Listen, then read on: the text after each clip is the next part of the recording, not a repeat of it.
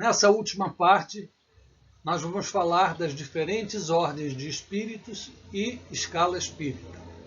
A pergunta 13: os espíritos são todos iguais ou há hierarquia entre eles? Como se pode caracterizá-los? Vamos ver. Então, respondendo à pergunta 13, os espíritos são de diferentes categorias, conforme o grau de perfeição que tenham alcançado. Considerando-se os caracteres gerais dos espíritos, elas podem reduzir-se a 3 ordens principais. Na primeira ordem, estão os que atingiram a perfeição máxima, são os espíritos puros. Na segunda ordem, estão os que chegaram ao meio da escala. O desejo do bem é o que predomina. E na terceira ordem, os que ainda se acham na parte inferior da escala, os espíritos imperfeitos. A ignorância, o desejo do mal e todas as paixões mais que lhes retardam o progresso são o que os caracteriza. Antes de nós detalharmos as ordens dos espíritos, eu gostaria de fazer algumas observações. A classificação dos espíritos se baseia no grau de adiantamento deles, nas qualidades que já adquiriram e nas imperfeições de que ainda terão que se livrar. Esta classificação, aliás, nada tem de absoluta. Tem serventia apenas para os que realizam comunicação sistemática com a espiritualidade, para poder identificar a origem da comunicação.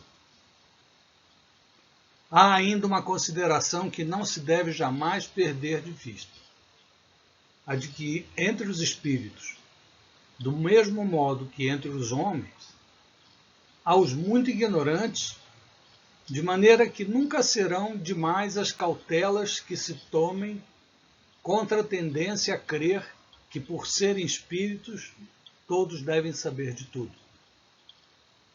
Muitos, inclusive, usam nomes famosos para obter maior credibilidade na comunicação.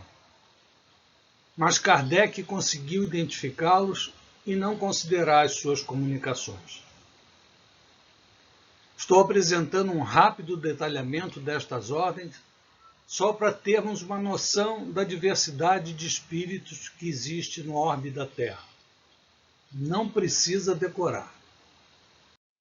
A 10ª classe é constituída pelos espíritos impuros, que são inclinados ao mal. Eles ligam-se aos homens de caráter bastante fraco para cederem às suas sugestões, a fim de induzi-los à perdição, satisfeitos em conseguirem retardar o seu adiantamento, fazendo-os se dar mal nas provas por que passam. Alguns povos os definem como divindades maléficas. Outros os designam pelos nomes de demônios, maugênios, espírito do mal, entre outros. Na 9ª classe, os espíritos levianos são ignorantes, maliciosos, irrefletidos e zombeteiros. Metem-se em tudo e a tudo respondem, sem se incomodarem com a verdade. Gostam de causar pequenos desgostos e ligeiras alegrias, de intrigar, de induzir maldosamente em erro, por meio de mistificações e de espertezas. A essa classe pertencem os espíritos vulgarmente tratados de duendes, trasgos, gnomos, diabretes. Vamos para a 8ª classe, dos espíritos pseudo-sábios. Eles dispõem de conhecimento bastante amplo, porém, creem saber mais do que realmente sabem. Na 7ª classe, os espíritos neutros, nem bastante bons para fazerem o bem, nem bastante maus para fazerem o mal. Apegam-se às coisas desse mundo, de cujas grosseiras alegrias sentem saudades. E na sexta classe, nós temos os espíritos batedores e perturbadores. Manifestam geralmente sua presença por efeitos sensíveis e físicos, como pancadas, movimento e deslocamento anormal dos corpos sólidos, agitação do ar, etc. Nos começos das comunicações dos homens com a espiritualidade, esse era o meio que encontraram para mostrar que existiam. Hoje raramente usam esse expediente nas comunicações. Aquele filme que eu sugeri para vocês assistirem, o Ghost, retrata bem algumas dessas espécies dos espíritos. Agora vamos falar um pouco da segunda ordem, que são os bons espíritos. É a predominância do espírito sobre a matéria. Desejo do bem. Suas qualidades e poderes para o bem estão em relação com o grau de adiantamento que tenham alcançado. Uns têm a ciência, outros a sabedoria e a bondade. Quando encarnados, são bondosos e benevolentes com seus semelhantes. Não experimentam ódio, rancor, inveja ou ciúme e fazem o bem pelo bem. Podem ser divididos em 4 grupos principais. Da quinta classe, os espíritos benévolos. A bondade e a qualidade neles predominante e gostam de prestar serviço aos homens e protegê-los. Na quarta classe, os espíritos sábios. Distinguem-se pela amplitude de seus conhecimentos. Preocupam-se menos com as questões morais do que com as da natureza científica, para os quais têm maior aptidão. Na terceira classe, nós temos os espíritos de sabedoria. O que os caracteriza são as qualidades morais da mais elevada ordem. Na segunda classe, os espíritos superiores. Reúnem a ciência, a sabedoria e a bondade. Têm uma linguagem variavelmente digna, elevada e muitas vezes sublime. É a sua superioridade que nos dá as noções exatas sobre as coisas do mundo incorpóreo, dentro dos limites do que é permitido ao homem saber. Só encarnam na Terra por missão. Finalmente, chegamos aos espíritos da primeira ordem, que são os espíritos puros. Nenhuma influência da matéria. Superioridade intelectual e moral absoluta com relação aos espíritos das outras ordens. Só tem uma classe, e a primeira classe.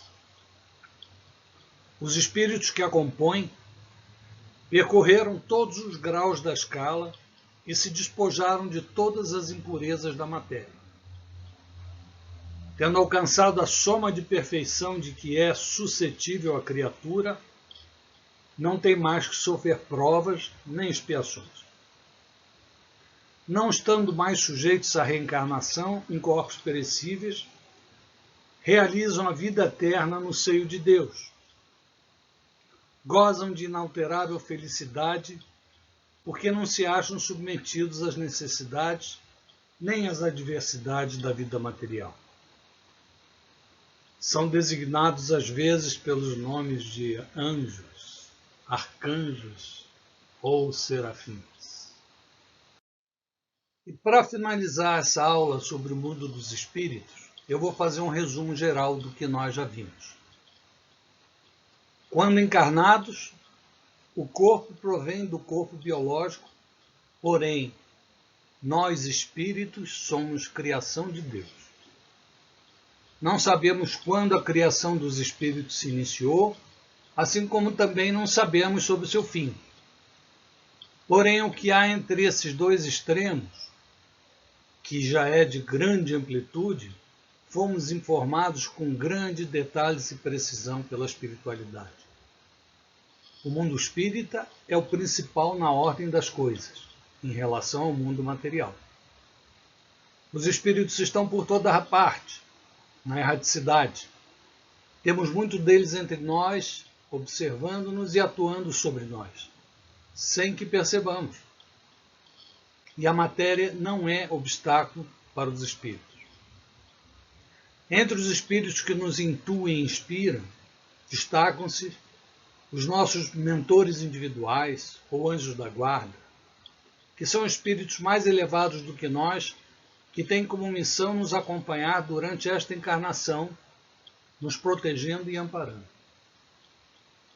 A classificação dos espíritos é importante somente para aqueles que trabalham com a comunicação com a espiritualidade, de forma a identificar a origem da informação. A humanidade encarnada na Terra, na sua grande maioria, ainda se acha na parte inferior da escala, os espíritos imperfeitos, que se caracteriza pela ignorância, o desejo do mal e todas as paixões más que retardam o progresso. Cabe, portanto, a nós compreender o meio que vivemos e trabalhar em prol do nosso progresso moral nesta oportunidade de encarnação que, apesar de se dar em um planeta de expiação e provas, é um prêmio que recebemos para acelerarmos o nosso crescimento e resgatar prováveis malfeitos do passado. E a pista principal desta caminhada nos foi dada pelo nosso Mestre Jesus. Conheça a si próprio e formule a sua existência no trabalho de ajuda humanitária, pois fora da caridade não há salvação.